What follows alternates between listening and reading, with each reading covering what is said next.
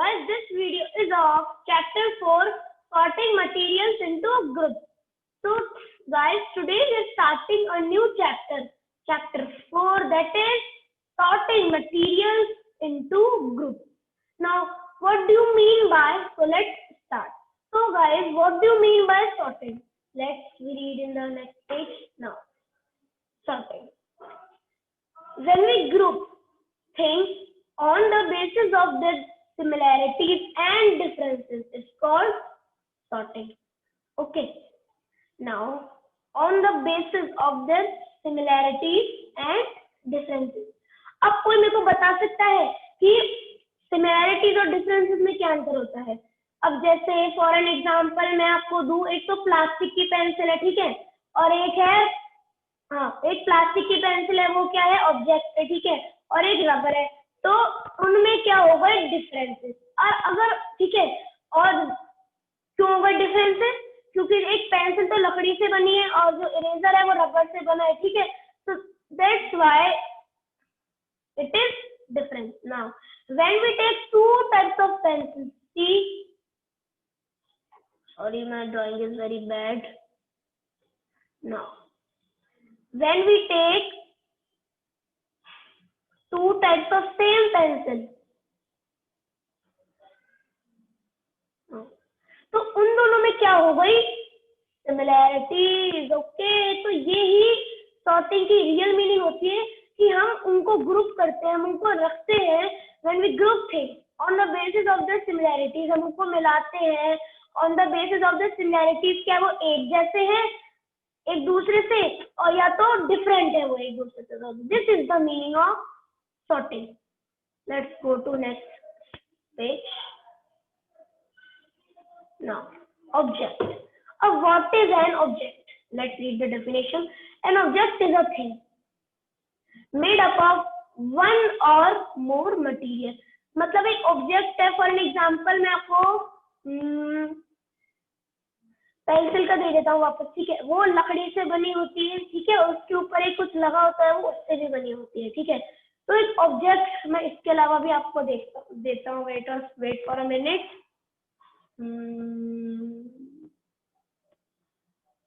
हाँ, for an example pen है आपका, ठीक है, उसका जो आगे से होता है वो क्या होता है, कांच का होता है, अंदर से क्या होती है, रिफिल।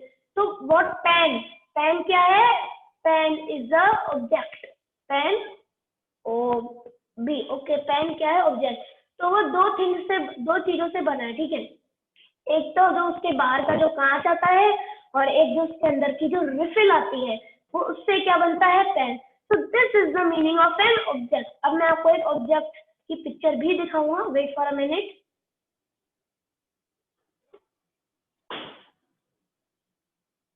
नाउ सी गाइस, ये आप देख ही सकते हैं ऑब्जेक्ट के नाम।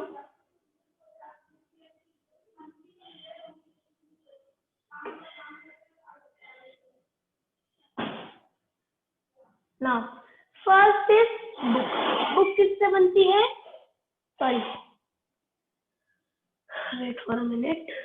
नाउ अब जैसे हमारी बुक है, ठीक है, तो मैंने गलती से बोल दिया था ग्लास, अपन बुक तो ग्लास से नहीं बन सकती, ठीक है, तो किससे बन सकती है, वी हैव टू मैच। तो बुक किससे बन सकती है, पेपर।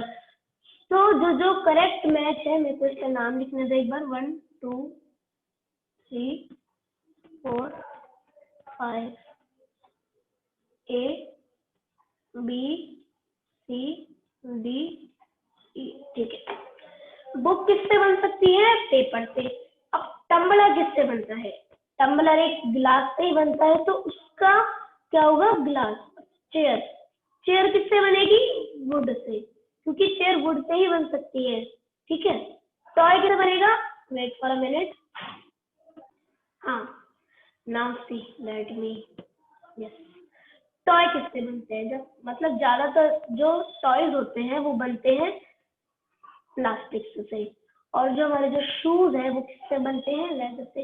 तो बस यही वो चीजें हैं जिनसे, और ये जो ऑब्जेक्ट्स हैं और इनके जो मटेरियल्स है जिनसे ये बनते हैं। Let's move to our next page. Now see let's read it. Sometimes no one material has all the properties that are required in an object.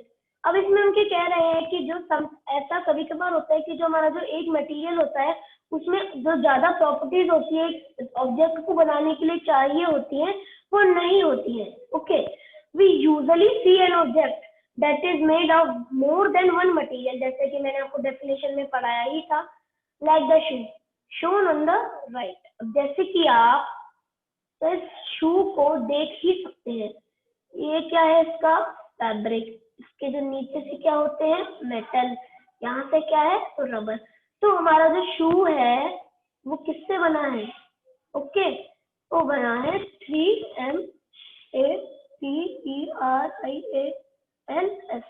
3 material से बना है. ठीक है, तो गाइस यही ऑब्जेक्टिव, बहुत इजी है चैप्टर.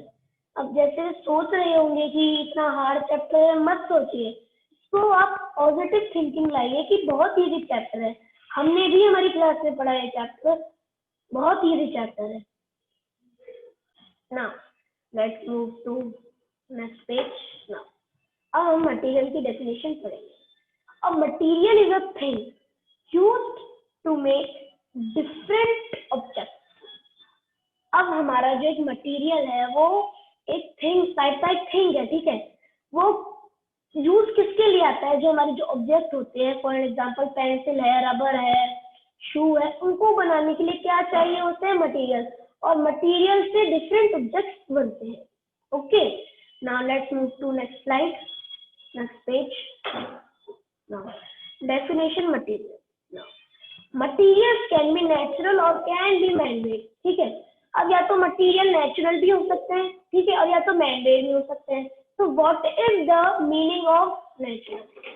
अब नेचुरल की ये मीनिंग होती है जो नेचुरल होते हैं, मतलब जो नेचुरल उगते हैं, ना कोई बनाता है उनको, ना कोई केमिकल से बनते हैं, वो अपने आप होते हैं. ठीक है, और एन एग्जाम्पल, अभी मैं आपको एग्जाम्पल शो करूंगा. और मैन मेड जो होते हैं वो केमिकल से बनते हैं. ठीक है, और मैन से. Let's read the definition. Example natural, cotton, wood and wool. जो हमारा कॉटन है आपको पता ही है, प्लांट से उगता है.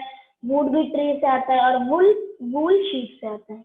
अब मैन मेड, ग्लास आपको पता ही होगा, स्टील ये भी आपको पता ही होगा, और तो मेरे को इसको बताने की जरूरत ही नहीं पड़ेगी. Let's move to next page. Importance of sorting.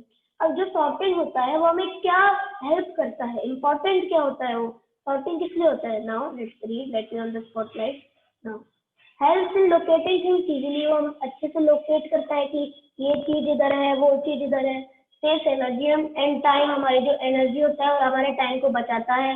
Easy identification of object, हमको जल्दी से पता लग जाता है कि ये क्या है, ये क्या है. Okay, now I will read again, not now but जब हमारे सारे पेज खत्म हो जाएंगे मैं आपको वापस से रिवाइज करवाऊंगा एक और बार. Properties of sorting. अब there are 5 properties of sorting. First is appearance. What do you mean by this word appearance? सोचो, इसको बताओ क्या होता है. Let me read now.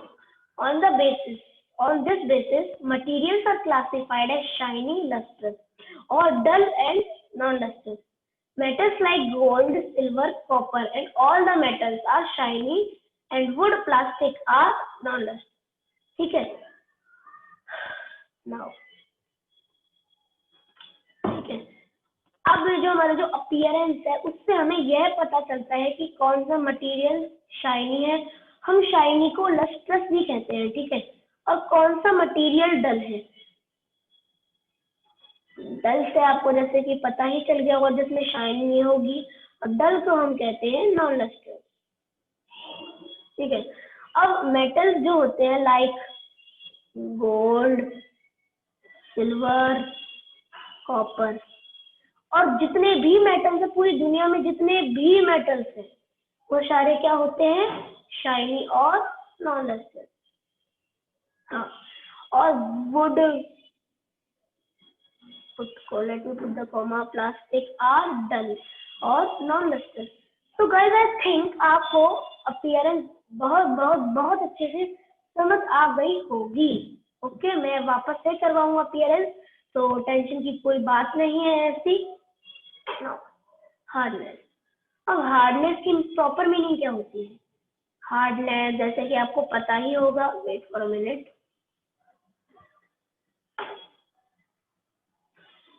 Hardness मैं कुछ सिंपल वर्ड्स में कहूँ ना, तो हार्डनेस की मीनिंग यही होती है कि कौन सा मटेरियल हार्ड है और सॉफ्ट है। Let's see the definition. On this materials are classified as hard or soft.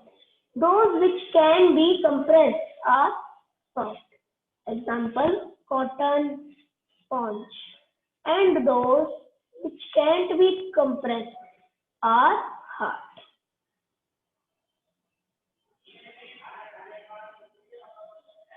Okay, are hard. Now let's read the example, stone and. अब कंप्रेस का कोई मीनिंग बता सकता है मेरे को? कंप्रेस का मीनिंग क्या होता है? कंप्रेस का मीनिंग ये होता है कि जो हमसे दब जाते हैं। फॉर एन एग्जांपल कॉटन है, अपन उसको जितना भी दबाएंगे वो दब जाती है। अपन उसको पानी में डालेंगे, फिर उसको कंप्रेस करेंगे, उसको दबाएंगे तो वो दब जाती है। तो यही कंप्रेस का मीनिंग होता है। और जैसे स्टोन है, मेटल से आप उसको जितना भी दबाओगे नहीं होगा, ठीक है।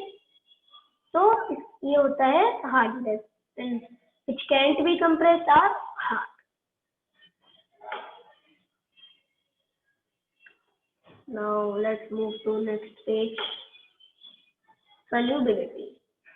Solubility का meaning let me tell you. Now on this basis, materials are either soluble or insoluble in liquids. Salt, sugar, lemon juice, syrup, and gases like oxygen and carbon dioxide are soluble in water. Okay. Whereas chalk and oils, kerosene are insoluble in. कहने का मतलब ये है कि जो चीजें पानी के अंदर सल्यूबल हो जाती है, दिखती नहीं है, हमको डिजॉल्व हो जाती है कंप्लीटली, एक भी धारा नहीं दिखता, उसको हम कहते हैं सल्यूबिलिटी। ठीक है, तो for an example the ability to dissolve material is called its solubility. Okay, simple words में कहूँ, ठीक है, ये तो हो गया सल्यूबिलिटी। और इनसल्यूबल का तो आपको मतलब पता ही चल गया होगा, जो लिक्विड में डिजॉल्व नहीं होते तो वो होते हैं इनसल्यूबल। तो इसका मेरे को आगे पढ़ाने की और जरूरत नहीं है, मैं आपको इम्पोर्टेंट पॉइंट्स भी दूंगा। फ्लोट और सिंक। फ्लोट और सिंक का मीनिंग क्या होता है? मैं सिंपल वर्ड्स में कहूँ ना गाइज आपको, तो बहुत ही इजी मीनिंग होता है। ठीक है, materials which are heavier, denser than water will sink in water. Example stone, coin की। और जो मटेरियल जो पानी से लाइट होते हैं वो फ्लोट नहीं करेंगे। सिंपल सा यार। For an example a piece of wood. बस बहुत सिंपल है गाइस, कुछ भी टेंशन करने की कुछ भी जरूरत नहीं है आपको, बहुत ही सिंपल है ये। ठीक है ना। फ्लोट और सिंक तो जैसे कि आपको पता ही चल गया होगा कि जो क्या बोलते हैं, जो मटेरियल्स होते हैं वो पानी से अगर हल्के हुए तो डिजॉल्व हो, उसके अंदर सिंक हो जाएंगे, उसके अंदर चले जाएंगे। और जो लाइट हुए वो पानी से तो वो उसके ऊपर तैरेंगे। Transparency. On this basis materials are of 3 types. ठीक है, ट्रांसपेरेंसी में 3 टाइप के मटेरियल्स होते हैं। First one is opaque. Now opaque का मीनिंग ये होता है जिससे जो मटेरियल से हम ट्रांसपेरेंट। फॉर एन एग्जांपल मैं आपको ग्लास दूं, आपके जो स्पेक्टिकल्स होते हैं, ठीक है, अगर आप स्पेक्टिकल से देखोगे तो बहुत ही अच्छे से दिखेगा, और वही आप कॉपी से देखोगे। ठीक है, कॉपी आप अपने आंखों के सामने रख लोगे, उससे देखोगे आप तो आपको नहीं दिखेगा। तो यही डेफिनेशन किसकी है? ओपेक की। Okay, wait for a minute. Materials through which we can see at all are called opaque. Example, cardboard, metal, plastic. Cardboard से देख पाते हो क्या? Metal से देख पाते हो और plastic से देख पाते हो क्या? Okay. Now let's move to translucent. The second is translucent. Now, materials through which we can, आप इसमें एक और सी लगा दो, मैं भूल गया था, सी पार्टिकली, उसका मीनिंग है अच्छे से नहीं देख पाते। For an example, butter paper होता है, जब आपकी मम्मी केक बनाते होंगे तो उसके नीचे बटर पेपर रखते होंगे, ठीक है, और आप बटर पेपर से एकदम गौर से देखना कि आपको इतना क्लियर नहीं दिखेगा जितना आपको अपने स्पेक्टिकल से होता है, are called translucent. Material through which we can see partially not clearly are called translucent. Example, butter paper, oily patch on paper and muslin cloth.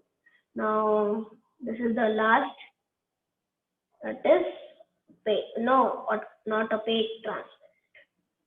Materials through which we can see at all are called transparent. समझ ही गए होंगे transparent का मतलब क्या होता है आप लोग, ठीक है, जिससे हम बहुत भी अच्छे से देख पाते हैं, एकदम, मतलब ऐसा कोई जहाँ से ऐसी कोई जगह नहीं होती वहां से कि हम वहां से नहीं देख पाए, तो वो क्या कहला जाते हैं? ट्रांसपेरेंट। एग्जाम्पल, वाटर से हम देख पाते हैं, ग्लास से, एयर, सम प्लास्टिक, एक्सेट्रा। अब मैं आपको इम्पोर्टेंट पॉइंट्स आपके बता देता हूँ।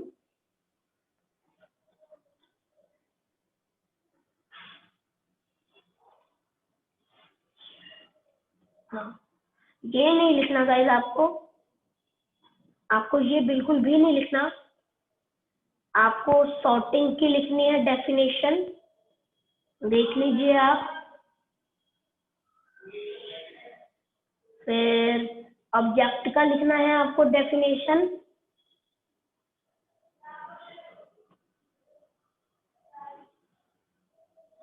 फिर मटेरियल का लिखना है आपको डेफिनेशन, फिर आपको लिखना है डेफिनेशन मटेरियल्स, मटेरियल्स की डेफिनेशन लिखनी है, ये भी आपको लिखना है गाइस आपको। अब आपको इम्पोर्टेंस ऑफ सॉर्टिंग भी लिखनी है।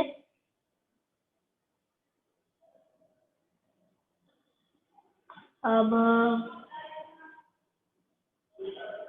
प्रॉपर्टीज ऑफ सॉर्टिंग भी लिखनी पड़ेगी आपको। अपीयरेंस, ये भी लिखना है, there are 5 properties of sorting, ये भी लिखना है प्रॉपर्टीज ऑफ सॉर्टिंग आपको। यू कैन सी, मैं आपको इतना धीरे रोक के रख रहा हूँ। अब आपको हार्डनेस की लिखनी है,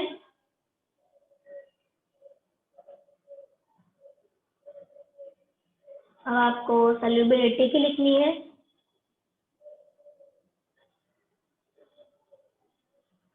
अब आपको फ्लोटर सिंक की लिखनी है, फिर आपको ये लिखना है ट्रांसपेरेंसी, ये भी लिखना है आपको, जो मैंने लिखना कहा है। अब आपको ट्रांसलूसेंट की भी लिखनी है, अब आपको ट्रांसपेरेंट की भी लिखनी है, ठीक है। तो वैसा हो कि आपको बहुत बहुत अच्छे से समझ आ गया होगा, ठीक है।